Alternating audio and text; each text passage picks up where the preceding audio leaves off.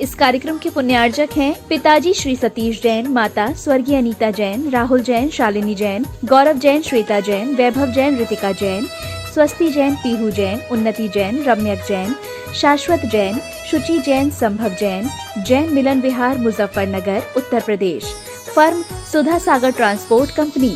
स्वर्गीय श्री बाबूलाल जी गंगवाल की स्मृति में श्रीमती रतन देवी, पुत्र पुत्रवधू अनिल सुनीता गंगवाल, पौत्र पौत्रवधू अनिश श्रेया समायरा गंगवाल, वर्ली मुंबई, पौत्री पौत्री दामाद अंशु सजिल, शिवांश किमाया मेहता न्यूयॉर्क।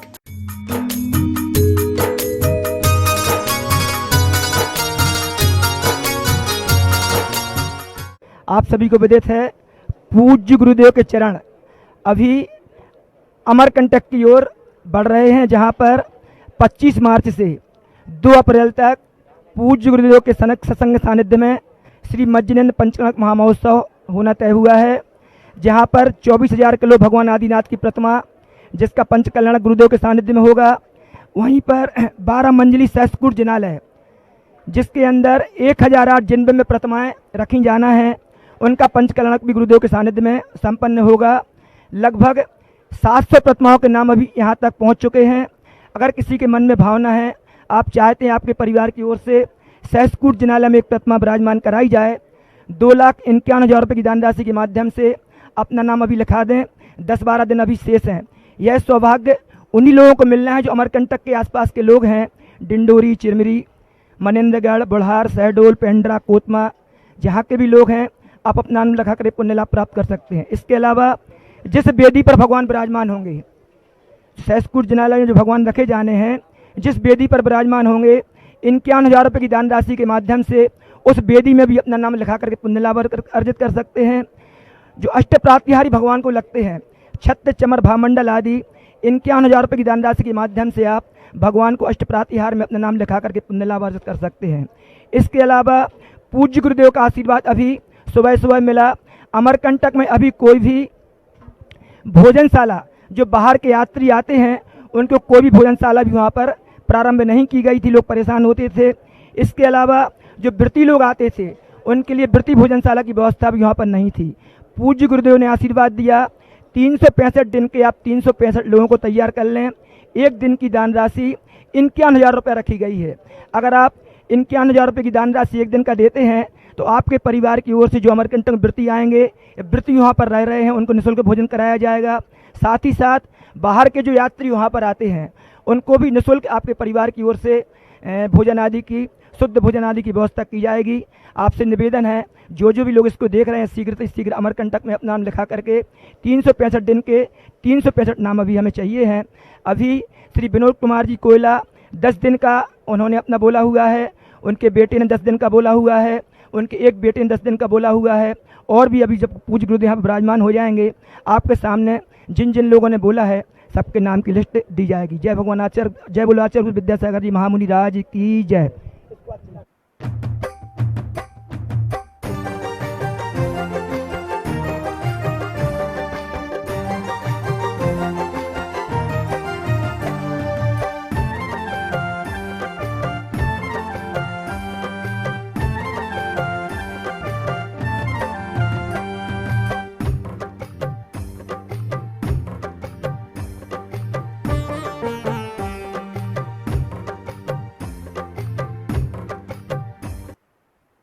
कोई भोजन आदि की व्यवस्था वहाँ पर नहीं होती थी।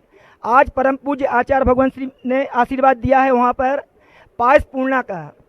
एक दिन की 51,000 रुपये की दान राशि अगर आप देते हैं, अगर आप एक दिन की दान राशि देते हैं 51,000 रुपये, तो आपके परिवार की ओर से जो व्रती वहाँ पर आएंगे उनको भोजन आदि की, शुद्ध भोजन की व्यवस्था होगी, और बाहर के जो यात्री आएंगे उनको भी भोजन आदि की व्यवस्था होगी। आज अभी हमारे पास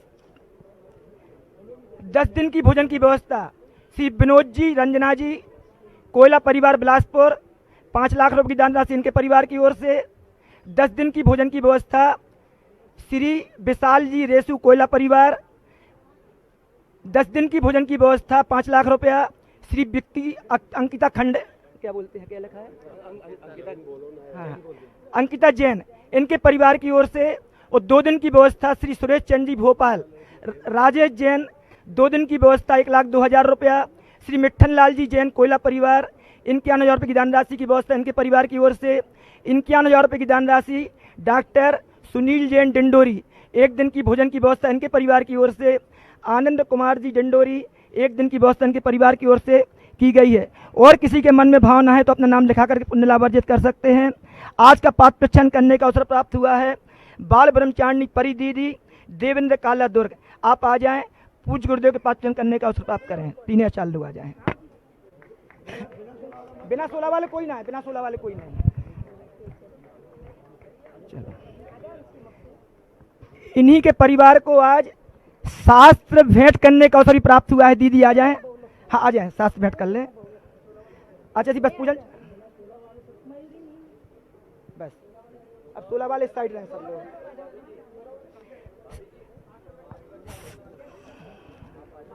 बाल ब्रह्मचारिणी परी दीदी जल्दी आओ, जल्दी आओ, जल्दी आओ, जल्दी आओ। हो गया, साथ से जल्दी आओ, जल्दी आओ दीदी। अब आचार्य जी पूजन चालू करेंगे। आचार्य भगवान श्री विद्यासागर जी महामुनि राज की। आचार्य श्री जी के चरणों में परम पूज्य आचार्य भगवान श्री विद्यासागर जी महामुनिंद्र अत्र अवतर अवतर अवतर संभवती यहावनम आत्र तिष्ठ तिष्ठ ठाठा स्थापनम आत्मम सन्नितो सन्निधि कैलम परिपुष्पांजलिम। सांसार के विषयों में पढ़कर मैंने अपने को भरम इस राग द्वेष की वैतरणी से तब आना जाना मिट जाए मेरा यह। ओम ह्रीम संत श्रोमणी आचार्य भगवान श्री विद्यासागर जी महामुनिंद्र सर्वेशम जन्म जरा मृत्यु विनाशनाय जलम नर्वपांति क्रोध अनल में जल जल कर तार ताप मिट जाए मेरा चंदन बंधन। ओम ह्रीम संत श्रोमणी आचार्य भगवान श्री विद्यासागर जी महामुनिंद्र सर्वेशम संसार ताप विनाशनाय चंदनम नर्वपांति। जड़ को ना मैंने जड़ समझा नहीं अक्षय निधि को पहचान अपने तो केवल सपने थे भ्रम और जगत का चरणों में अर्पित अक्षत हैं अक्षय पद मुझको तब ज्ञान अरुण की किरणों से यह हृदय कमल भी। ओम ह्रीम संत श्रोमणी आचार्य भगवान श्री विद्यासागर जी महामुनि मैं काम भाव विध्वंस हेतु मन सुमन चढ़ाने आया यह मदन विजेता बन न सके यह भाव हृदय में। ओम ह्रीम संत श्रोमणी आचार्य भगवान श्री विद्यासागर जी महामुनिंद्र सर्वेशम कामवाण विध्वंसनाय पुष्पम द्रवपांति। इस क्षुधा रोग की नय वेद समर्पित करके मैं तृष्णा की भूख मिटा अब और अधिक न। ओम ह्रीम संत श्रोमणी आचार्य भगवान श्री विद्यासागर जी महामुनिंद्राय सर्वेशम क्षुधारोग नाशनाय मोहांधकार से व्याकुल हो निज को नहीं मैंने पहचाना मैं राग द्वेष में दीप समर्पित है मुनिवर मेरा तम दूर तुम ज्ञान दीप की बाती से मम। ओम ह्रीम संत श्रोमणी आचार्य भगवान श्री विद्यासागर जी महामुनिंद्र सर्वेशम महामोहांधकार विनाशनाय दीपम द्रवपांति। इन अशुभ कर्म ने घेरा है बह रहा शुभ अशुभ कर्म सब रिपुदल हैं मैं इन्हें जलाने आया इसलिए गुरु जी के चरणों में अब। ओम ह्रीम संत श्रोमणी आचार्य भगवान श्री विद्यासागर जी महामुनिंद्र सर्वेशम अष्ट कर्म दहनाय धूपम। भोगों को इतना भोगा कर मैं चिदानंद में लीन रहूं पूजा का यह फल वह मिल। ओम ह्रीम संत श्रोमणियाचार्य भगवान श्री विद्यासागर जी महामुनिंद्रा सर्वेशम महामोक्ष फल प्राप्त है फलम जग के वैभव को पाकर में निश्चय दिन के साल 1980 में द्रोणगिरी में आचार्य श्री के कमलों से एक ही दीक्षा हुई थी। अच्छा, उस दिन सब एक ही दीक्षा हुई थी पूज्य मुनि समय सागर जी महाराज की। जय बोले पूज्य समय सागर जी निरापेक्ष समन मुनि समय सागर जी महाराज की जय। बोलो गुरु उपकार दिवस की जय। नमो सिद्धाणम नमो आयर्याणम नमो उवज्झायाणम नमो लोए सभ्यसाहूणम। 24 तीर्थंकर भगवंतों की गुरु नाम गुरु आचार्य ज्ञान सागर जी महाराज की मूक माटी रचयिता आचार्य परमेश्वरी गुरुदेव की पूज्य मुनि श्री चंद्रप्रभा राम सागर जी महाराज की। सूरज चांद छिपे निकले ऋतु फिर कर आवे और प्यारी आयु ऐसी बीते पता नहीं पावे। ये पंक्ति हम सभी लोग 12 भाव में पढ़ते हैं और प्रकृति का नियम ही है कि पतझड़ का मौसम आता है, बसंत ऋतु आती है और फिर उसमें नए पत्ते और नयापन आ जाता है। प्रतिदिन सूर्य डूबता है और प्रतिदिन सूर्य ऊँग भी आता है दूसरे दिन। लेकिन आयु एक ऐसी वस्तु है कि जो कि एक बार निकल जाती है दोबारा वापस लौट करके नहीं आती है। जब कल पौड़ी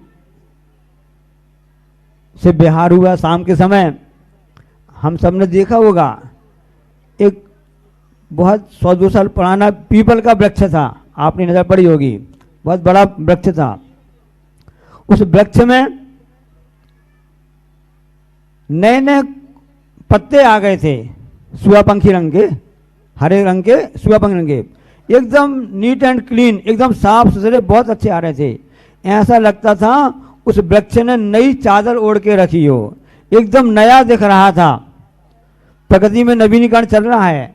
एक इंद्रिय जीव है, प्रकृति के द्वारा उसमें नयापन आ गया और हम सब संघी पंचेंद्रीय जीव है।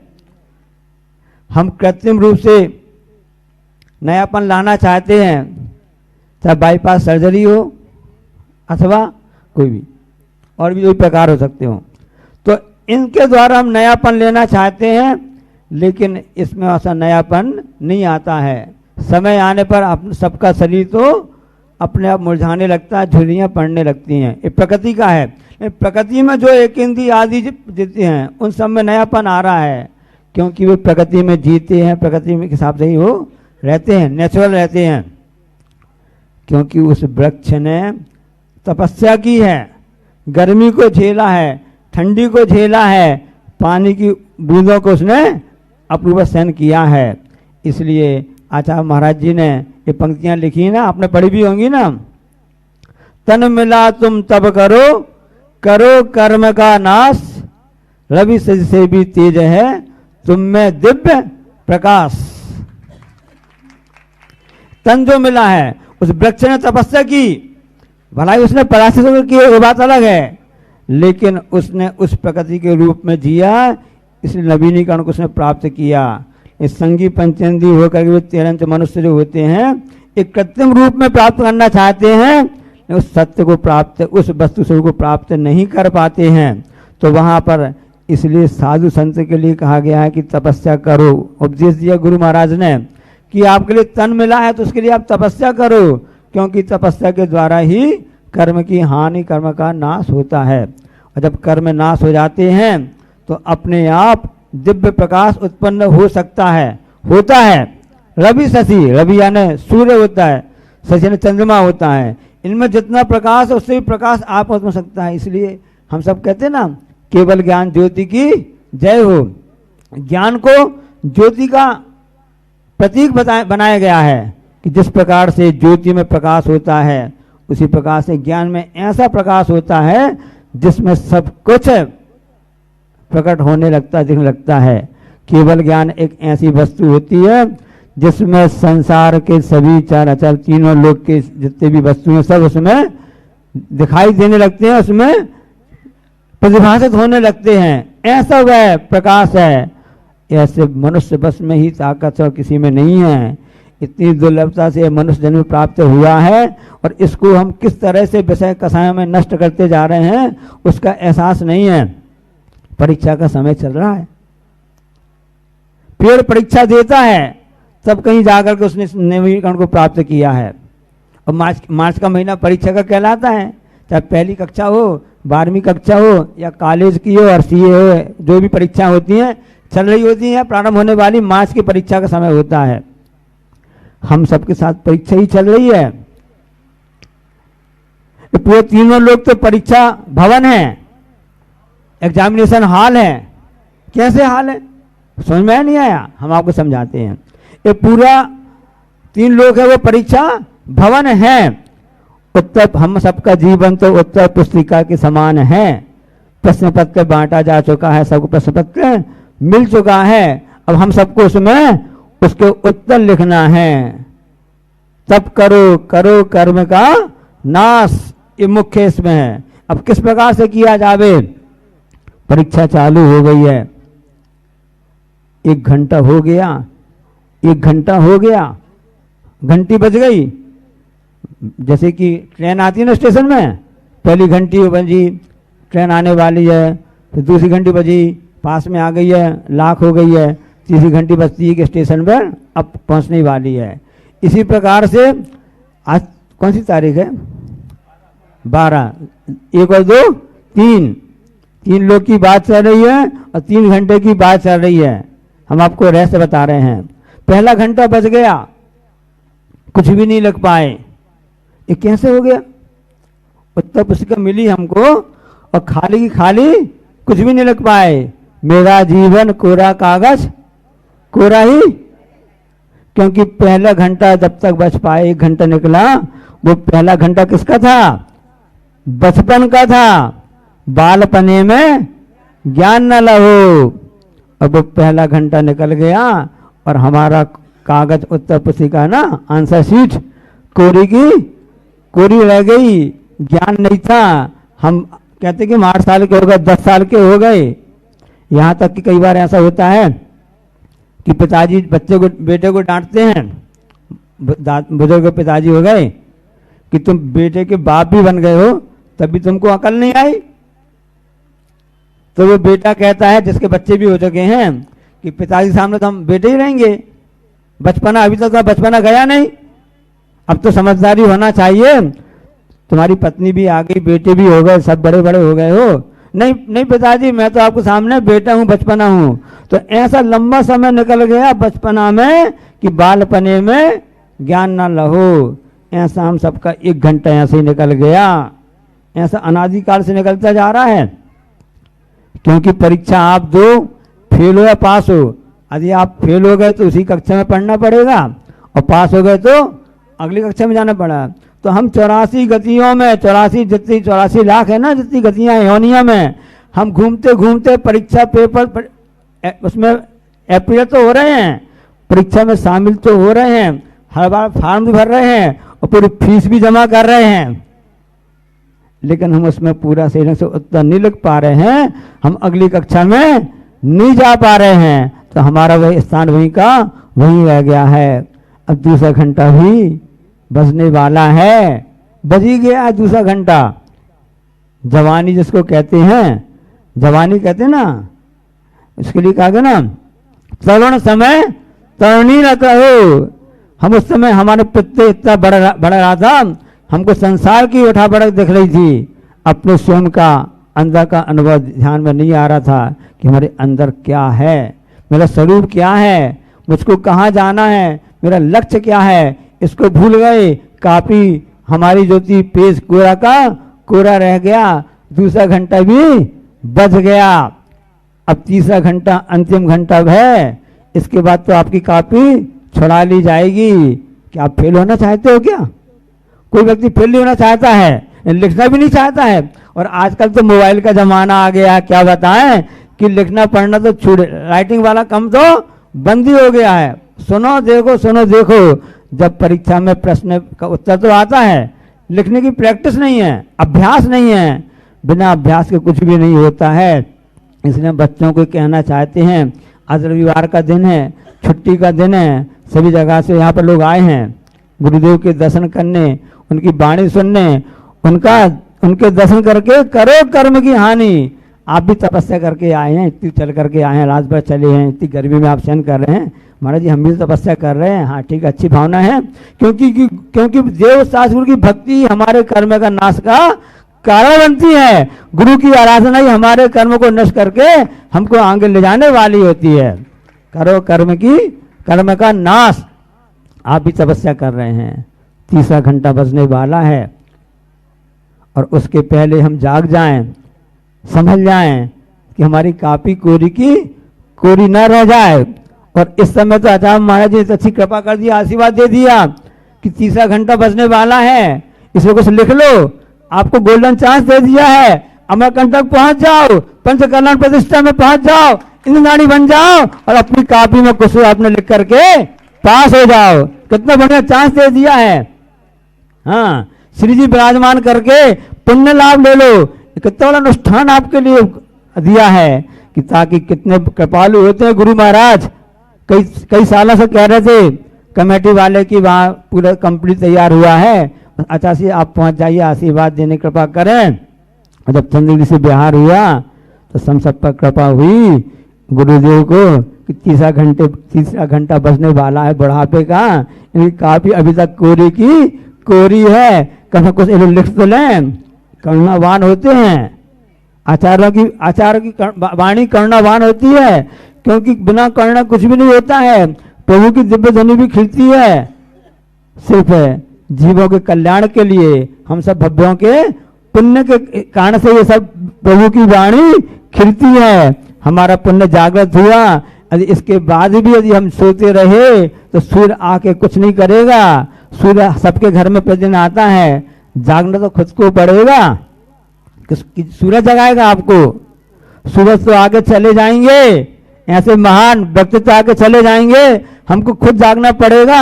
आपको गोल्डन चांस मिला है, स्वर्ण अवसर मिला है कि आप भी ऐसे मौके पर आकर के अपनी कापी में कुछ लिख लो, उसको भर लो। नहीं तीसरा घंटा बच जाएगा, कापी छुड़ा ली जाएगी और हम फेल होना चाहते नहीं है, लिखना कुछ भी चाहते नहीं है ना।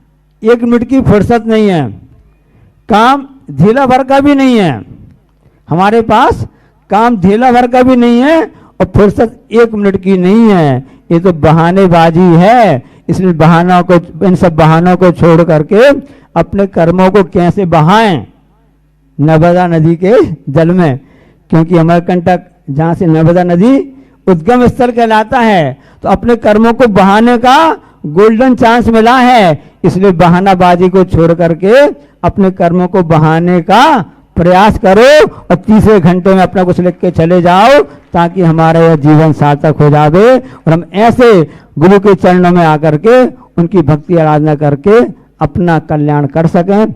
इसी मंगल भावना के साथ में बोले अहिंसा परमो धर्म की। श्री विद्यासागर जी महामुनि राज की जय। नमोस्तु गुरु जी, नमोस्तु नमोस्तु नमोस्तु। ओम नमः सिद्धेभ्यः, ओम नमः सिद्धेभ्यः, ओम नमः सिद्धेभ्यः। अहिंसा परमो धर्म की। आचार्य ज्ञान सागर मुनि महाराज की जय। प्रतिदिन चाहे वह प्रातःकाल हो, चाहे वह संध्या काल, हमें विहार के काल में विद्यालयों का संपर्क मिलता है।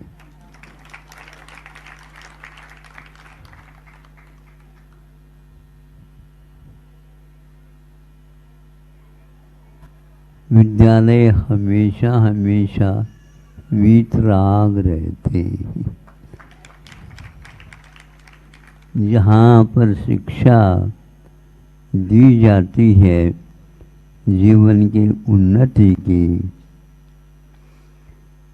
जीवन उन्नत बनता है शिक्षा के माध्यम से और आत्मा की सेवा होती उससे, चिकित्सा करने से। हमारी बारीकी के साथ जो कोई भी रोग है या बड़े बड़े हैं, उन सब की चिकित्सा शिक्षा के बिना संभव नहीं होती। विकृति का ज्ञान करना और प्रकृति की ओर उस जीवन को ले जाना एक बहुत महत्वपूर्ण कार्य है।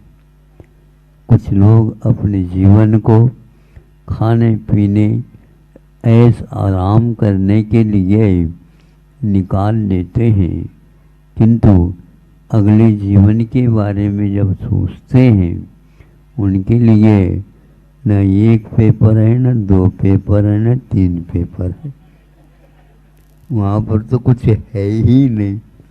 खाली हाथ में जब देखता है कि मेरा हाथ खाली क्यों है, आपने कुछ काम किया हो तो बताओ। इसलिए बच्चों को ये सिखाना चाहिए। विद्यालय देखता हूँ तो वहाँ पर कुछ चित्र भी होते हैं। आज के चित्रों में बहुत परिवर्तन आ गया है। कोई भी चित्र देखते हैं, उसके रूप रंग, उसके ऊपर का, भीतर का, बीच का कोई भी व्यवस्थित चित्र नहीं दिखता हमें। वह उसको कार्टून बोलते हैं और हम तो कहते हैं इसको विकलांग है। विकलांग का अर्थ होता है अंग तो रहता है किंतु काम में नहीं आता, उसका नाम विकलांग है। चित्र को देखते हैं तो यही है। इसी प्रकार गीत को सुनते हैं तो उसके सारे स्वर उड़ गए हैं, व्यंजन समाप्त हो गए हैं, बोल वहाँ पर कोई बोल नहीं है, केवल ढोल मात्र रह गया है। ऐसी शिक्षा को देख करके ये इस शिक्षा संस्था को एक प्रकार के संचालित करने में एक प्रतिभा लगी है, जो संजय कटंगा हैं, वह पनागर के हैं और अविवाहित बाल ब्रह्मचारी हैं। तो वह उसको कहा हमने कि बार बार बच्चों को शिक्षा का मतलब एक प्रकार से 5 इंद्रियों के द्वारा देखने के में जो न आए और मन के माध्यम से जिसको हासिल किया जाए उसका नाम शिक्षा है। आँखों के द्वारा रूप को देखा जाता है, कान के द्वारा स्वर सुनाया जाता है और घ्राणा के द्वारा एक प्रकार से सुगंधी दुगंधी का ज्ञान होता है। आदि आदि स्पर्श के माध्यम से 8 प्रकार के स्पर्श का बोध होता है।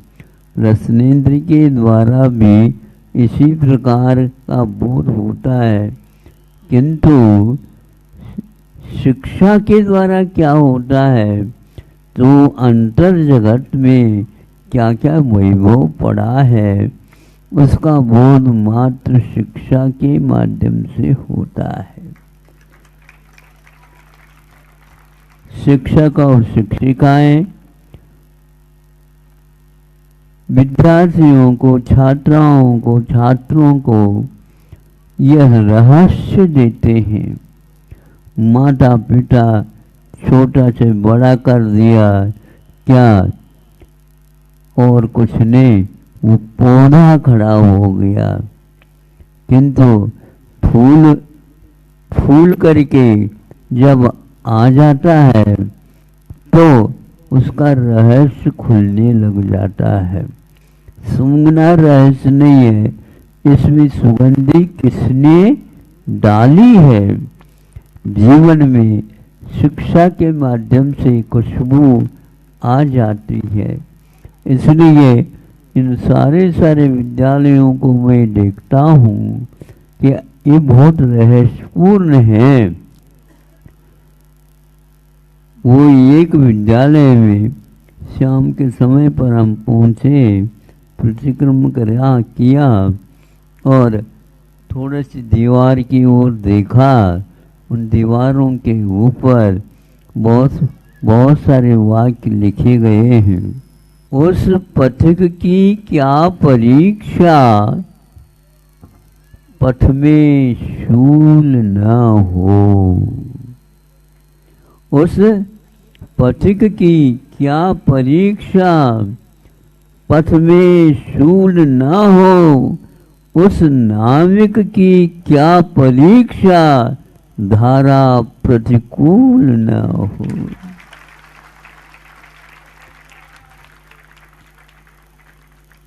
शिक्षा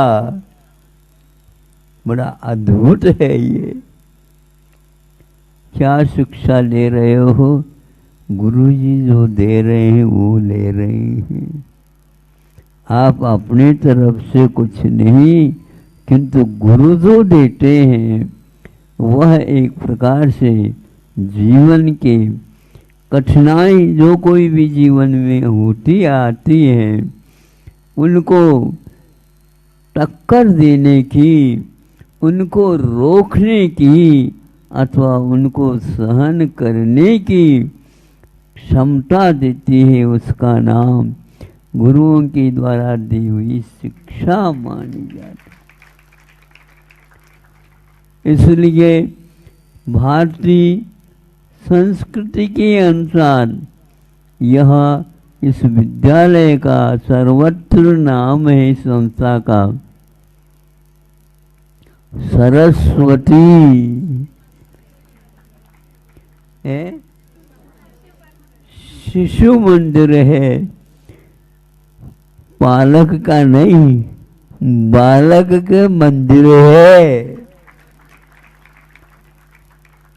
और इसके लिए शिक्षा दी जाती है 5 इंद्रियों का नहीं, किंतु मन के, दिल के, आत्मा का उद्धार कैसा हो, अंतर जगत में जो पड़ा है उसकी शिक्षा दी जाती है। इसलिए कठिनाइयों से विद्यार्थियों को कभी भी डरना नहीं चाहिए। ये तो परीक्षा है और परीक्षा तो खाली मात्र सुनने से नहीं पास किया जाता, किंतु हम उसका मनन करेंगे, चिंतन करें और स्वीकार करें।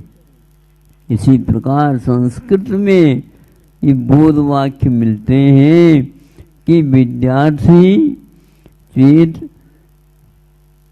कुतः सुखम, सुखार्थी चेत कुतो विद्या। ये देखो सुनो कि हम श्रम नहीं चाहते हैं, दुख को सहन करने की क्षमता नहीं रखते हैं, तो ये ध्यान रखो विद्या नहीं मिल सकेगी। और विद्या को यदि चाहते हैं तो कभी भी दुख का दुख अनुभव ही नहीं होता है। ऐसा ये काल है, ये पंचेंद्रिय के विषयों की ओर दौड़ धूप नहीं होती उनकी, किंतु गुरुजी जो देते हैं वह एक सब कुछ है। तो वहाँ जहाँ कहीं भी हासिल करके उसको परीक्षा में वह लिखता, वह परीक्षा केवल परीक्षा नहीं है, जीवन में उतारने का नाम परीक्षा होती है। जीवन में यदि नहीं उतरता, तरने की बात, वह पार करने की बात यहीं की यहीं रह जाती है, कभी भी नहीं। आज तक हमें कई गुरु मिले, कई विद्यालय मिले, सब कुछ मिले, किंतु यह रहस्य नहीं खुला है। इसलिए आप अपने जीवन में सुगंधि का अनुभव करना चाहते हो। हाँ, आज हमें सुगंधि का अनुभव हो रहा है। कहाँ सुगंधि आ रही है आपको? अरे नाक से नहीं आती है वो, उसको तो एक प्रकार से अपने जीवन में जो उतारा है, तो औरों के जीवन में नहीं होने के कारण इधर उधर देख रहा है, लेकिन वह आंखें बंद करके उस सुगंधि का अनुभव करता रहता है और उन शब्दों के गूंज को वह अभी भी सुनता रहता है। जीवन के अंत में भी जो बचपन में दी हुई विद्या का वह रहस्य खुलता चला जाता है। देह से देहातीत होने के उपरांत भी वह पूर्व में जो दिए हुए गुरुओं के संकेत, ये उंगली दिखती रहती है उनको, यह उंगली दिखती रहती है और वह ऊपर का बोध ईश्वर का वह उसे होता रहता है। अब आप लोग समझ गए होंगे, यहाँ पर जो कार्टून लगे हैं, यहाँ पर ऐसे बोर्ड चित्र लिखे जा सकते हैं जिसको देख करके हम अंतरंग का भी कुछ पहचान कर सके। ये एक इसी प्रकार ऐसे गीत इन लोगों को सिखाओ जिसके द्वारा धारा प्रतिकूल न हो। उस नाविक की क्या परीक्षा और उस पथिक की क्या परीक्षा। पथ में शूल न हो, कष्ट सहिष्णुता बनिए, यही एकमात्र सार है। नहीं तो शिशु ही सशक्ता रह जाएगा। विद्यालय विद्यालय रहेगा, इसका नाम विद्यालय नहीं, विद्या का आलय है, विद्या का आलय है। और यह यदि उद्देश्य नहीं है तो विद्या का लय है। लय मतलब समापन है। इसलिए आज विद्यालय में हम आए, नहीं तो अन्यथा स्कूल में ही आते जाते हैं। हमें स्कूल का अर्थ ज्ञात नहीं है। आप लोगों को विद्यालय का नाम भी सुनते हैं, लेकिन उसका अर्थ क्या है इसको भी बोध करो। यह सरस्वती शिशु मंदिर है, विद्यालय है। अहिंसा परमो धर्म की। इस कार्यक्रम के पुण्यार्जक थे पिताजी श्री सतीश जैन, माता स्वर्गीय अनीता जैन, राहुल जैन, शालिनी जैन, गौरव जैन, श्वेता जैन, वैभव जैन, ऋतिका जैन, स्वस्ति जैन, पीहू जैन, उन्नति जैन, रम्यक जैन, शाश्वत जैन, शुचि जैन, संभव जैन, जैन मिलन विहार, मुजफ्फरनगर, उत्तर प्रदेश। फर्म सुधा सागर ट्रांसपोर्ट कंपनी। स्वर्गीय श्री बाबूलाल जी गंगवाल की स्मृति में श्रीमती रतन देवी, पुत्र पुत्रवधू अनिल सुनीता गंगवाल, पौत्र पौत्रवधू अनिश श्रेया समायरा गंगवाल, वर्ली मुंबई, पौत्री पौत्री दामाद अंशु सजिल, शिवांश किमाया मेहता न्यूयॉर्क,